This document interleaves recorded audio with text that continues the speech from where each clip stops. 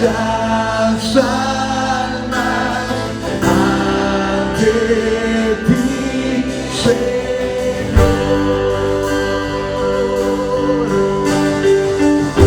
Confiaremos en tu gracia, nuestro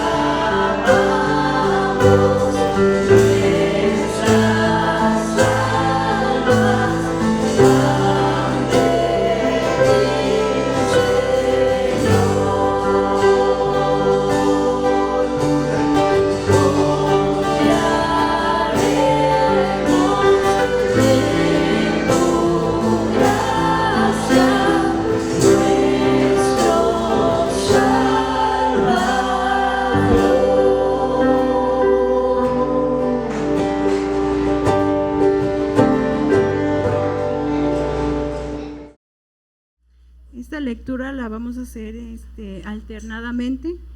Yo leo el primero, ustedes el segundo y nos unimos en el último, que es el 14. Amén, hermanos.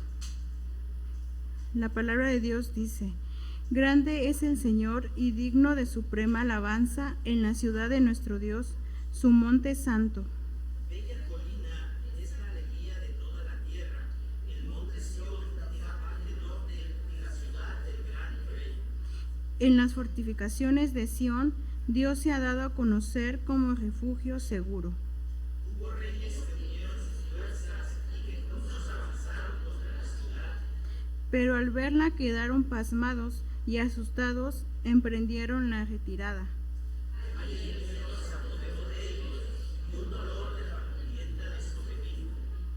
Con un viento huracanado destruiste las naves de Tarsis.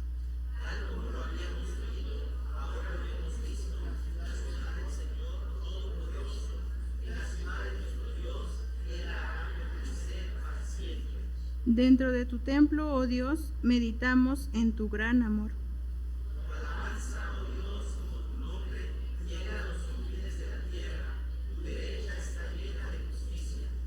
Por causa de tus justas decisiones, el monte Sión se alegra y las aldeas de Judá se regocijan.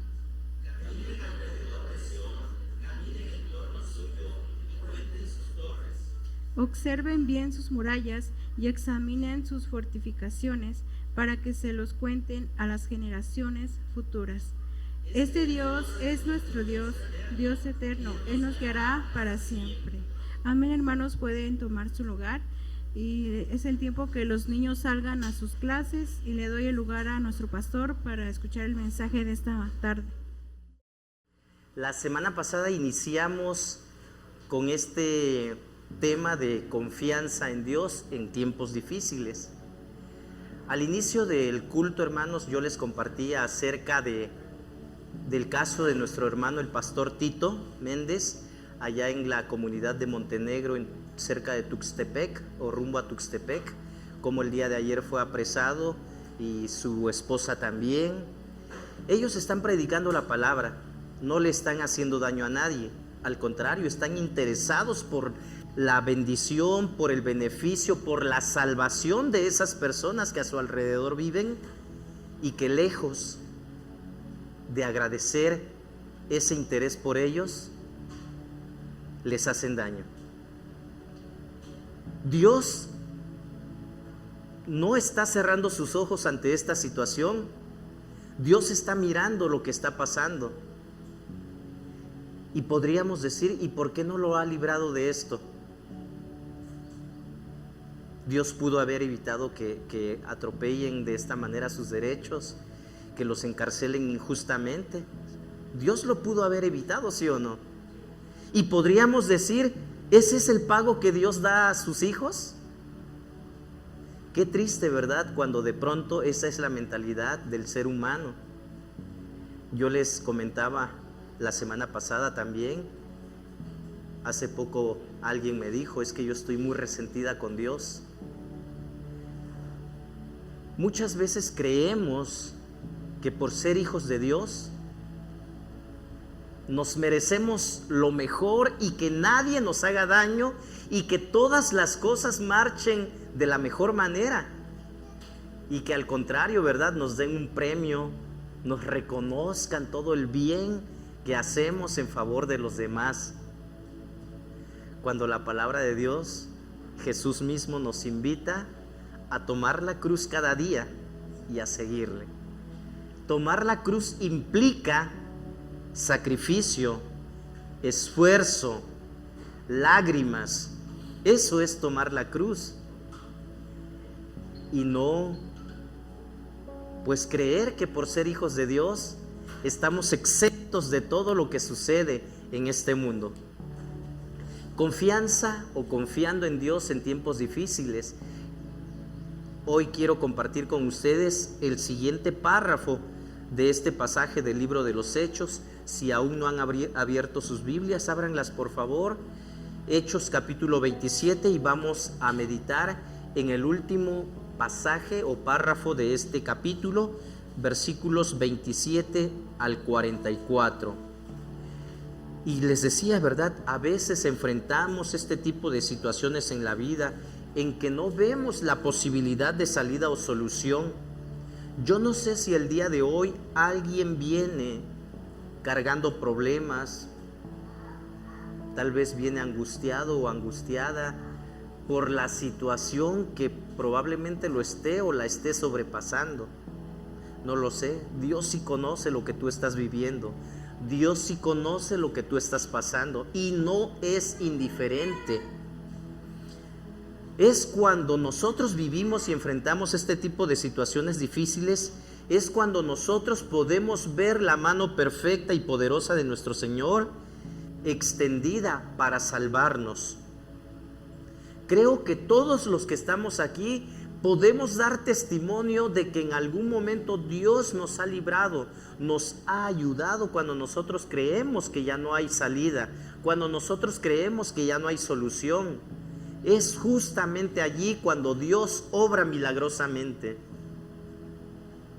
El día viernes estuvieron aquí algunos jóvenes de la Federación de Jóvenes de la convención a la cual pertenecemos y vino un pastor, vino a recoger a sus hijos y estuve platicando con él un momento y él me compartía todos los momentos, bueno, varios, no creo que todos, ¿verdad? Varios momentos difíciles que él ha vivido y ha enfrentado en el ministerio. Y cómo Dios en cada situación pues los ha ayudado milagrosamente. Y creo que todos los que estamos aquí, hermanos, sí podemos dar testimonio. Y si alguien dice, no, es que yo no he visto obrar a Dios, probablemente no se ha dado cuenta, pero Dios está obrando. ¿Sí? Probablemente creemos que nosotros hemos salido a flote por nuestras propias fuerzas y no es así. Como aquella persona, aquella señora que iba en el tráfico, iba muy angustiada porque ya iba tarde a la cita que tenía y no encontraba un lugar donde estacionarse. Y empezó a orar y dijo: Dios, ayúdame, necesito un lugar donde estacionarme porque ya es muy tarde y no encuentro ningún lugar vacío.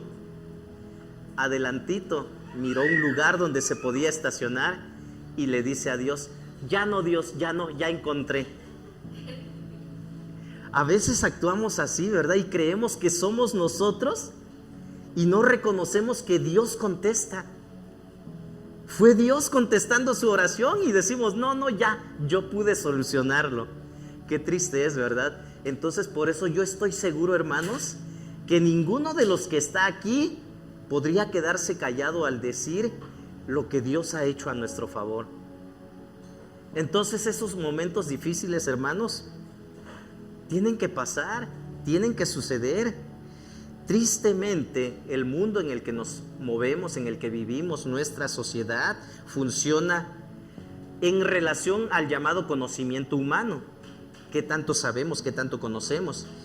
Y muchas veces el conocimiento humano es preferido o es escogido, ¿verdad? Antes que la enseñanza bíblica, antes que la sabiduría espiritual. Es ahí cuando muchos tomamos decisiones equivocadas por lo que creemos saber y no tomamos en cuenta a Dios. Recordemos en este pasaje que estamos leyendo, en esta historia del apóstol Pablo, que el centurión no tomó en cuenta lo que dijo el apóstol Pablo y él prefirió escuchar lo que dijo el dueño de la nave, lo que dijeron los marineros, el capitán del barco, el dueño de la embarcación. Era lógico lo que ellos estaban haciendo, pero una respuesta y una decisión equivocada. Antes de continuar, vamos a orar y vamos a pedirle a Dios que nos ayude a entender para después obedecer su palabra. Oremos. Padre nuestro que estás en los cielos, gracias te damos por este tiempo que nos regalas, por la bendición que nos das de conocerte. Gracias, bendito Dios, porque sabemos que en cada situación difícil o complicada que nosotros podamos enfrentar o tener, tú estás presente. Tú nunca nos has dejado solos. Tú siempre estás acompañándonos y muchas veces sufriendo con nosotros. Gracias, Padre Santo, porque tu palabra es perfecta, tu amor es sin condición y nosotros podemos disfrutar de esto. Habla en nuestras vidas, Padre nuestro. Lo necesitamos y te lo pedimos. En el nombre de Cristo Jesús, nuestro Señor y Salvador. Amén. Vamos a continuar, hermanos, con la historia del viaje a Roma. Quise poner esta ilustración del barco, que es algo similar a lo que el apóstol Pablo, en donde iban viajando en este viaje hacia Roma. Este era el barco, pues parecido, ¿verdad?, en el que viajaban los prisioneros. Ya vimos las medidas del barco: 40 metros de largo por 14 de ancho aproximadamente, y pues un barco grande para la navegación de ese tiempo. En ese barco, según lo que nos dice este pasaje que vamos a estar leyendo, iban 276 personas aproximadamente. Mucha gente como que duda de que haya tanta gente a bordo de un barco. Sin embargo, eso sucedió, está registrado. Mucho de lo que narra aquí o lo que escribe aquí Lucas, el escritor del libro de los Hechos, está documentado a través de otros libros históricos. Hay un personaje que se llama James Smith, que se dedicó a escribir un libro exclusivamente sobre los viajes del apóstol Pablo, y esta investigación que él hizo, ya yendo directamente al lugar, pidiendo testimonios de las personas de los lugares alrededor de donde sucedió este percance, comprueban todo esto que ya está documentado en el libro de los Hechos. Dice la palabra de Dios: recordemos que ellos empezaron la navegación y la tormenta inició. Versículos 27 al 29. Lean conmigo, por favor, libro de los Hechos, capítulo 27, y vamos a leer 3 primeros versículos de este párrafo, 27 al 29. Lean conmigo, dice la palabra de Dios: ya habíamos pasado 14 noches a la deriva por el mar Adriático, cuando a eso de la medianoche los marineros presintieron que se aproximaban a tierra. Echaron la sonda y encontraron que el agua tenía unos 37 metros de profundidad. Más adelante volvieron a echar la sonda y encontraron que tenía cerca de 27 metros de profundidad. Temiendo que fuéramos a estrellarnos contra las rocas, echaron 4 anclas por la popa y se pusieron a rogar que amaneciera. Ya habían pasado 14 noches de una tempestad terrible. En nuestros momentos difíciles, enfermedad, pérdida del trabajo, problemas graves y fuertes que hemos tenido que enfrentar, de pronto pasa un día, pasan 2 días y de pronto creemos que no hay solución. ¿Hasta en qué momento va a terminar esto? Ya habían pasado 14 noches. La Reina Valera de 1960 dice 14ª noche. 14 noches ya habían pasado. Imagínense, hermanos, cuando el sol no sale porque está nublado y la lluvia no para. Yo me acuerdo que cuando yo era niño veía esto.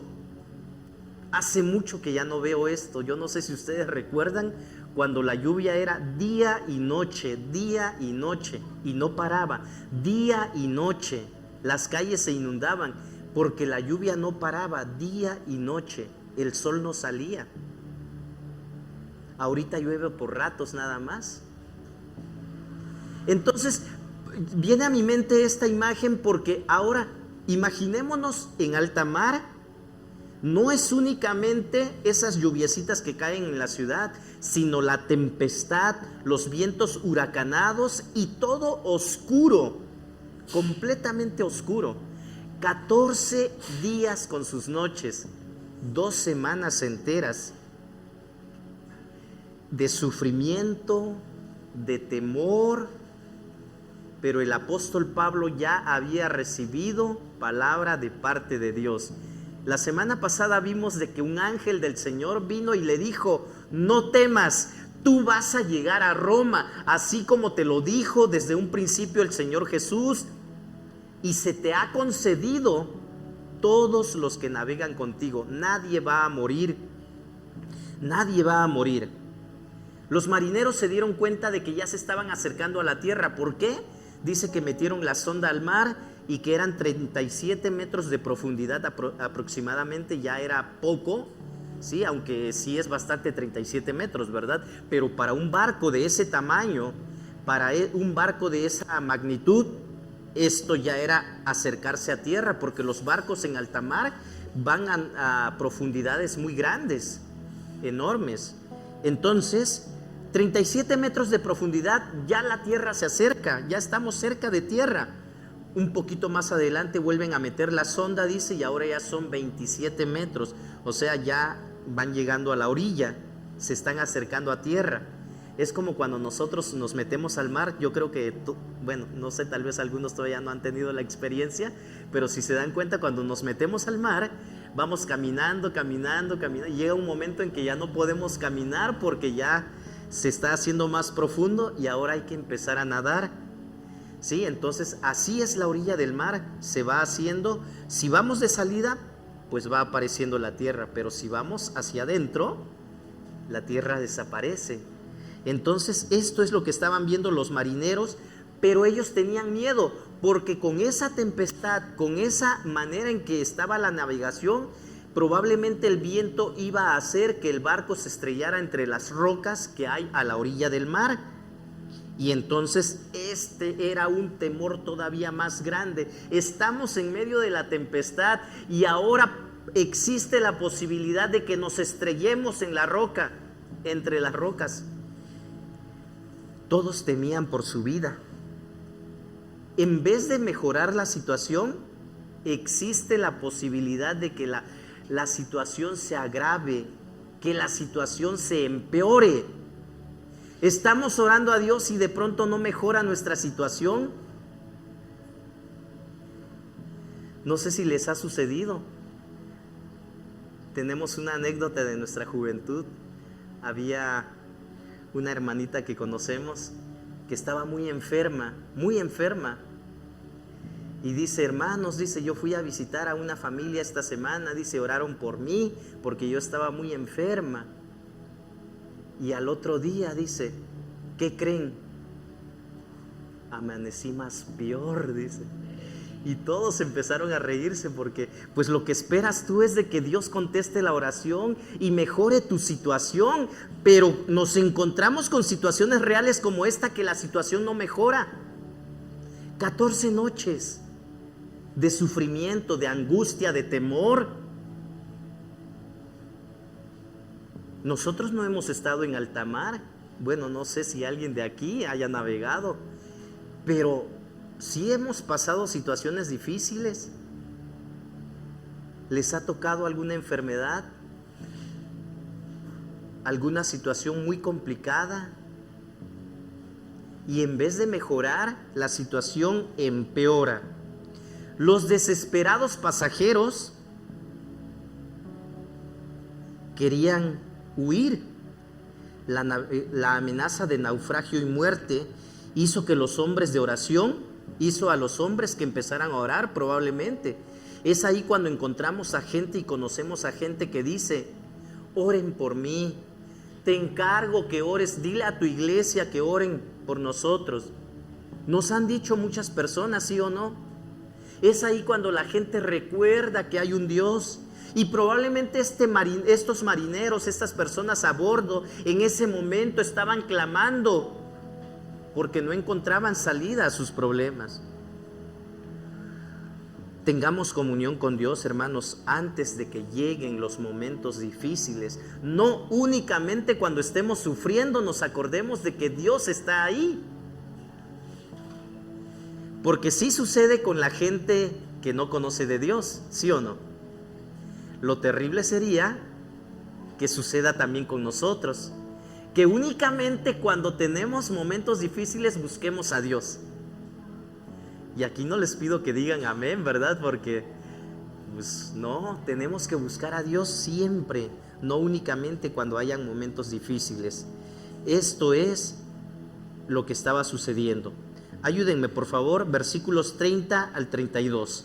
Dice el pasaje: en un intento por escapar del barco, los marineros comenzaron a bajar el bote salvavidas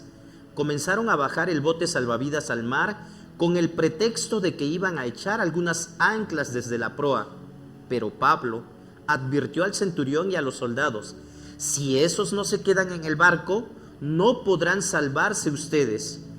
Así que los soldados cortaron las amarras del bote salvavidas y lo dejaron caer al agua. Me pongo a pensar, ¿por qué el apóstol Pablo se dio cuenta de las intenciones de estas personas? ¿Ustedes qué dicen? ¿Por qué creen que el apóstol Pablo se dio cuenta? Nadie se había dado cuenta que los marineros querían escapar, querían huir. Y yo me imagino, el apóstol Pablo era el único que mantenía la calma, que estaba observando todo lo que sucedía, y probablemente los demás, todos los que iban a bordo, estaban con miedo, gritando, llorando, desesperados, tratando de salvar sus vidas, y no se daban cuenta de lo que estos marineros estaban tramando. Es ahí donde el apóstol Pablo le dice al centurión: aguas, se nos están yendo, y si ellos se van, si tú permites que ellos se vayan, no van a poder sobrevivir. Es necesario que ellos se queden, porque ellos conocen, saben hacer las maniobras. Entonces, ¿qué podemos pensar? A estos marineros no les importaban los demás que se murieran, ¿verdad? Ellos querían escaparse, salvar su vida. Estamos en un mundo, hermanos, donde nosotros ya somos salvos. Estamos viviendo en este mundo donde nosotros ya tenemos seguridad de la salvación.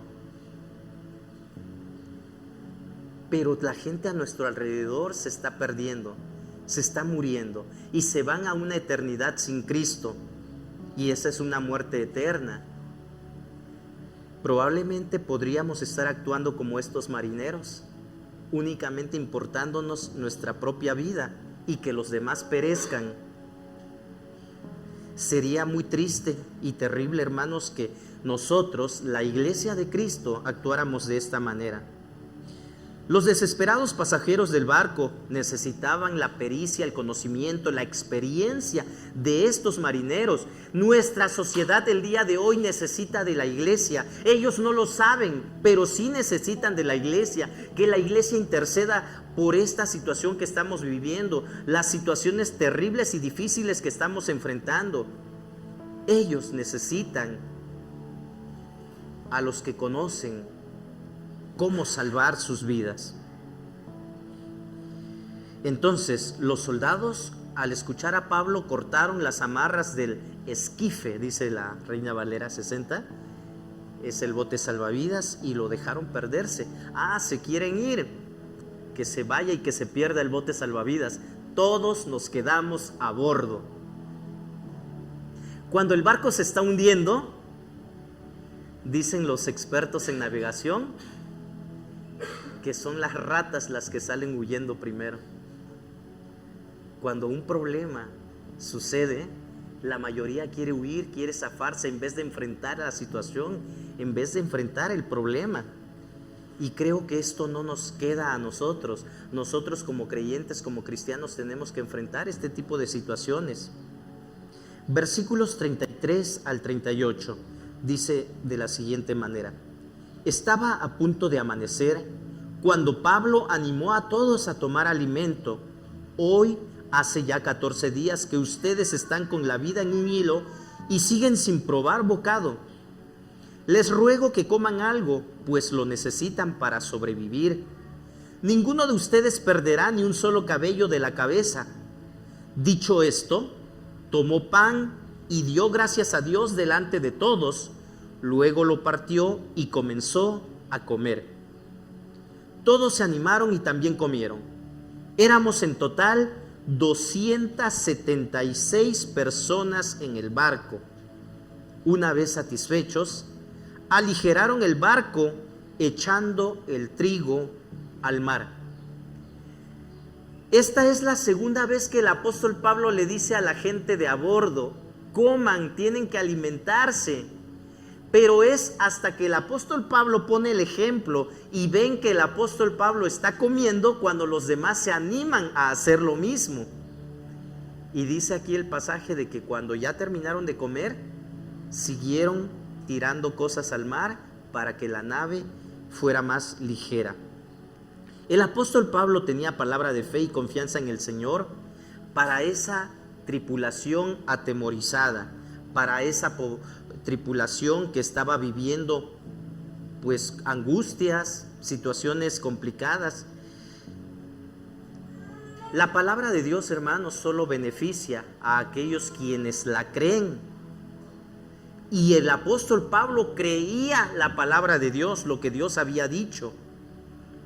Y si los demás creían en lo que el apóstol del Pablo dijo, que ninguno de ellos iba a perecer o que ni un solo cabello de su cabeza iba a perderse, entonces de esa manera cobraron ánimos. Pero ¿qué sucedería si la gente dijera: no, Pablo, tú lo que dices son locuras, no creo, sí vamos a morir, nos vamos a perder, ¿qué no estás viendo la situación? Esa gente va a seguir con el ánimo por los suelos, esa gente va a seguir con la angustia, con el temor, la zozobra de qué es lo que va a suceder, y claro que no le van a dar ganas de comer. ¿Quién quiere comer en una situación como esta? ¿Quién? ¿Verdad que no? No dan ganas, no da hambre. Pablo tenía esta palabra de fe y de confianza, pero la palabra solo beneficia a quienes la creen. ¿Cuánto tiempo hemos dejado de comer nosotros o has dejado de comer tú por una situación que no puedes resolver? Ahora que estuvo muy fuerte lo del COVID, una de las palabras que siempre yo repetía y le decía a todos los hermanos o conocidos con los que platicaban es: no te pongas triste, ánimo, vamos a salir adelante. Si tú te pones triste, si tus ánimos se van a los suelos, eres más propenso a que la enfermedad te ataque y te acabe.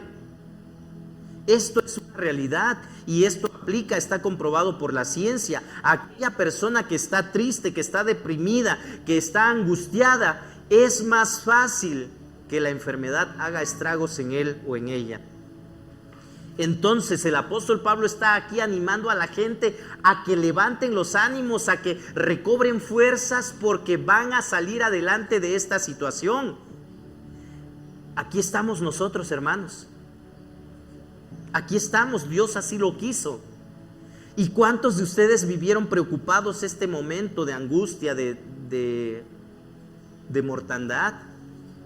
Yo no estoy diciendo de que no hayamos tenido miedo, ¿verdad? Sí, de repente veíamos a la gente cómo caía, cómo se enfermaba, y tantas notas amarillistas que vimos también que nos decían, ¿verdad?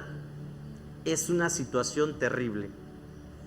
¿Confiamos en Dios? Salmo 46, dije yo, vamos a predicar acerca de esto que dice la palabra de Dios en el Salmo 46. Dios es nuestro amparo y nuestra fortaleza, es nuestro pronto auxilio en la tribulación. Aunque tiemblen los montes, aunque brave el mar, en Dios confiamos. ¿Cuántos dicen amén? Hermanos, no se trata de que únicamente aquí tengamos confianza en Dios, sino esa confianza en Dios nos debe de acompañar allá afuera, en las situaciones reales, cuando nos enfrentemos a este tipo de situaciones, a estos momentos de crisis muchas veces que enfrentamos. Dios tiene muchas promesas de consuelo y cuidado para nosotros en tiempos de desesperación, pero solo nos van a beneficiar cuando creamos en la palabra de Dios.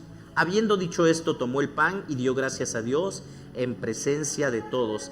Entonces ya todos, teniendo mejor ánimo, empezaron a comer también.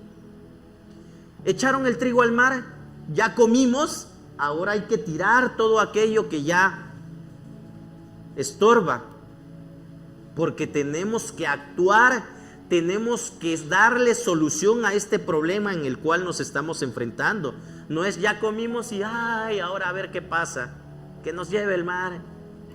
No, ya comimos, órale, lo que sigue. ¿Qué acciones debes de tomar para salir adelante, para librarte de esta situación que te está oprimiendo, que te está angustiando, que te está quitando el sueño? Después de que hubieron aligerado el barco, era una lucha por la supervivencia. Tenían que tomar acciones. Versículos 39 al 41 dice: cuando amaneció, no reconocieron la tierra, pero vieron una bahía que tenía playa, donde decidieron encallar el barco a como diera lugar. Cortaron las anclas y las dejaron caer en el mar, desatando a la vez las amarras de los timones. Luego izaron a favor del viento la vela de proa y se dirigieron a la playa. Pero el barco fue a dar en un banco de arena y encalló. La proa se encajó en el fondo y quedó varada, mientras la popa se hacía pedazos al embate de las olas. Finalmente el barco fue destruido. Pero se dan cuenta, hermanos, todo lo que está narrando Lucas aquí, que hicieron los marineros. Si los marineros se hubieran escapado, los presos y la gente que no sabe de navegación no iban a poder hacer estas maniobras, y la situación iba a ser peor, iba a ser terrible. Dice el versículo 40: decidieron encallar al barco a como diera lugar, cortaron las anclas, las dejaron caer en el mar, desataron a la vez las amarras de los timones, luego izaron a favor del viento la vela de proa y se dirigieron a la playa.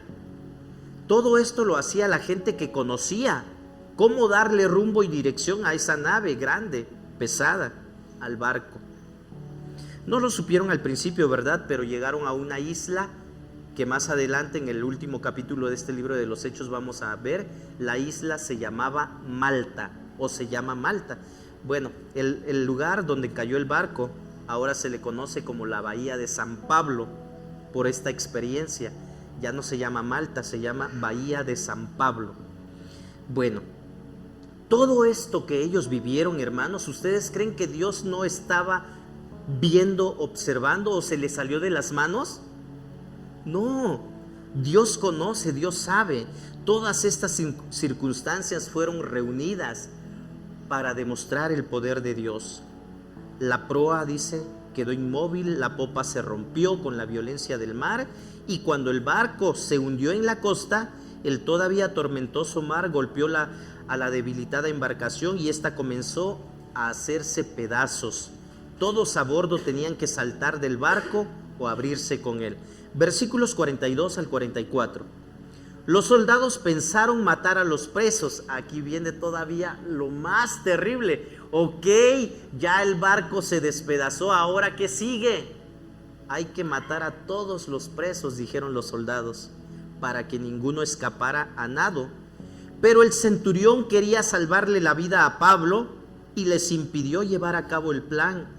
Dio orden de que los que pudieran nadar saltaran primero por la borda para llegar a tierra, y de que los demás salieran valiéndose de tablas o de restos del barco. De esta manera todos llegamos sanos y salvos a la tierra.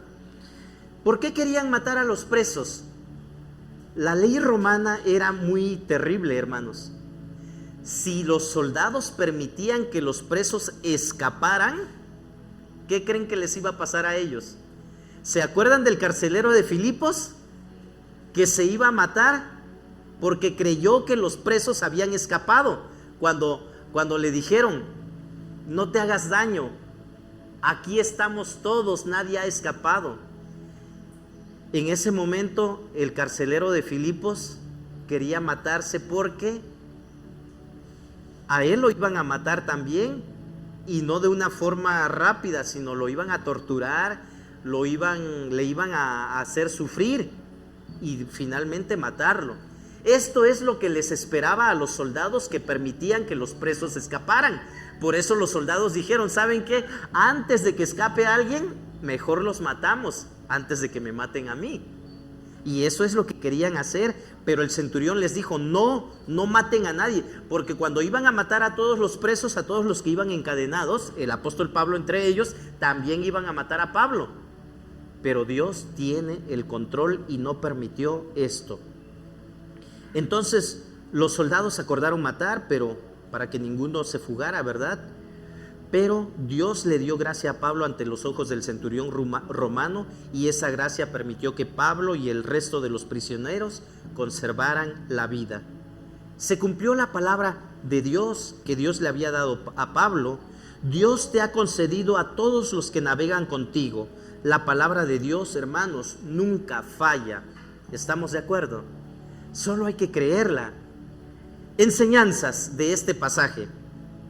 El carácter singular que hemos observado en toda esta historia, hermanos, nos narra la soberanía de Dios en medio de las dificultades que se están relatando aquí en el libro de los Hechos. ¿Saben por qué? Porque este tipo de situaciones, hermanos, aquí ya vimos la semana pasada que no procedieron o no tenían como antecedentes la pecaminosidad humana de las personas, sino esto era producto o consecuencias de las fuerzas de la naturaleza, pero también de tomar malas decisiones, la insensatez humana. Pablo y su equipo habrían evitado la tormenta si le hubieran hecho caso a las palabras que dijo el apóstol Pablo. No es bueno navegar en este momento, pero como no hicieron caso, entonces hubo consecuencias. Enseñanzas de este pasaje, hermanos. Dios decide lo que es mejor. Bueno, quise poner las tres primeras que vimos la semana pasada para recordarlas.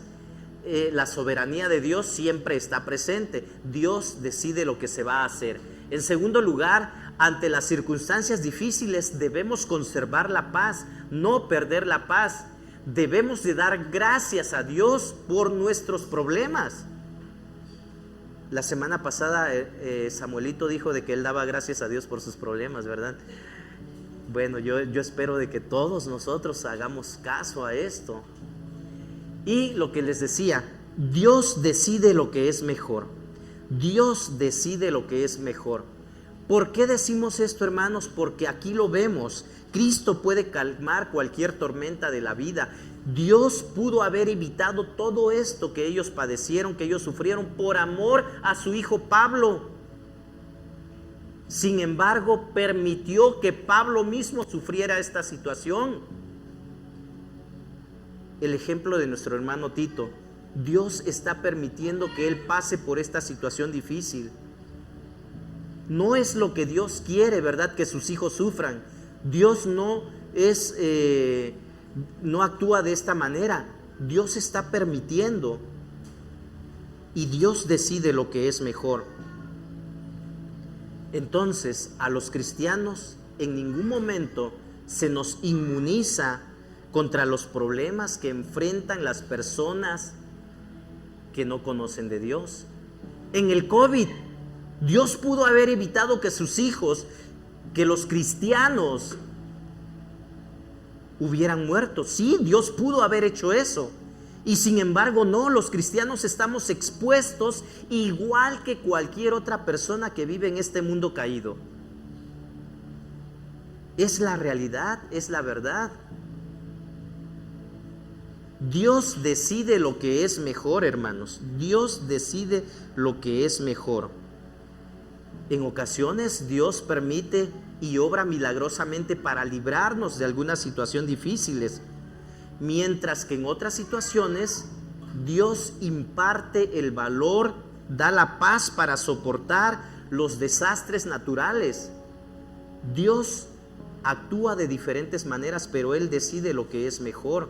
Recordemos, hermanos, que cuando la iglesia oraba, aquí mismo en el libro de los Hechos vimos, cuando la iglesia oraba, en ese mismo momento, Juan fue muerto a espada a causa del rey Herodes.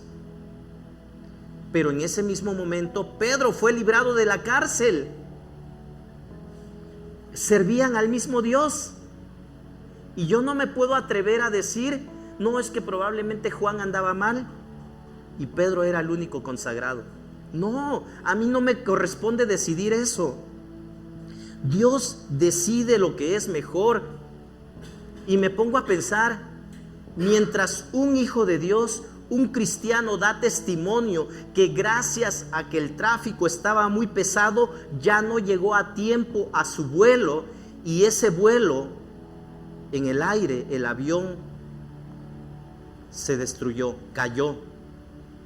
Y este cristiano dice, gracias a Dios, porque gracias a que el tráfico estaba muy terrible, yo ya no abordé ese avión que se cayó. Pero en ese mismo viaje murió un padre de familia y la mamá quedó con 3 hijos, viuda con 3 hijos.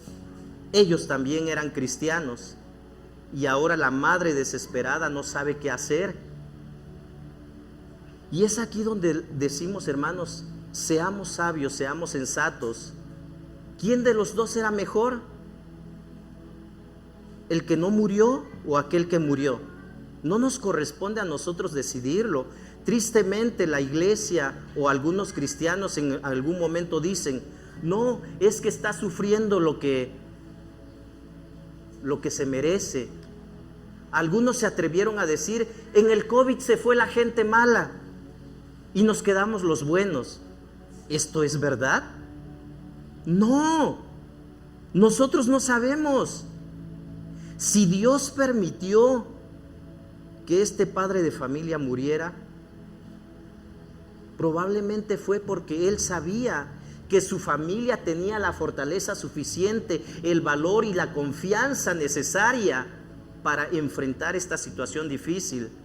Probablemente esta persona que murió era más piadosa que aquel que no murió.